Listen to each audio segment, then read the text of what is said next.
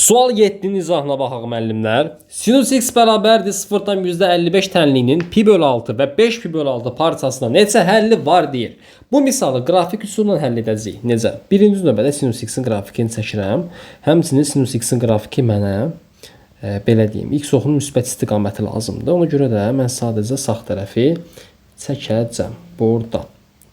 Belə. Başlayaq. Deməli sinus x-in qrafiki necə idi? Yadımıza salaq. 0-dan başlayırdı. Baxın belə.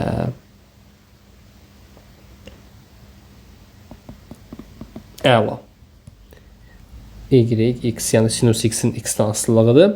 Deməli biz pi böl 6 nöqtəsini birinci növbədə qeyd edək. Baxın pi böl 6 nöqtəsi haradır? Pi böl 6 nöqtəsi təxmini olaraq gəlib düşür bura. Düzmü?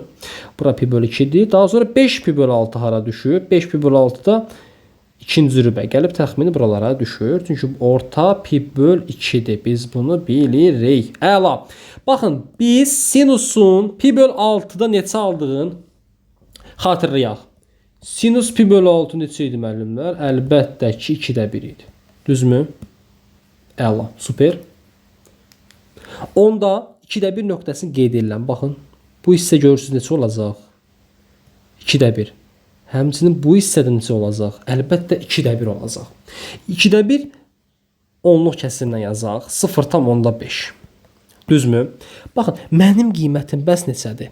0,55. 0,55 bundan bir balaca yuxarıda olacaq. 0,55 xəttini çəkək, belə deyək. Əla. Baxın, qrafik düz xətt. Qrafiki neçə yerdə kəsdi? 1, 2. Həmin parçada ya, baxın həmin parçada 1, bir də 2. Bu parçadan sağa sola sürüşmə olsaydı götürməyəcəkdim. Deməli bir dənə kökü buradadır, bir dənə də kökü buradadır. Deməli bizim neçədən kökümüz var? Əlbəttə ki 2 dənə kökümüz var. Cavab olacaq C variantı. Bu qədər müəllimlər.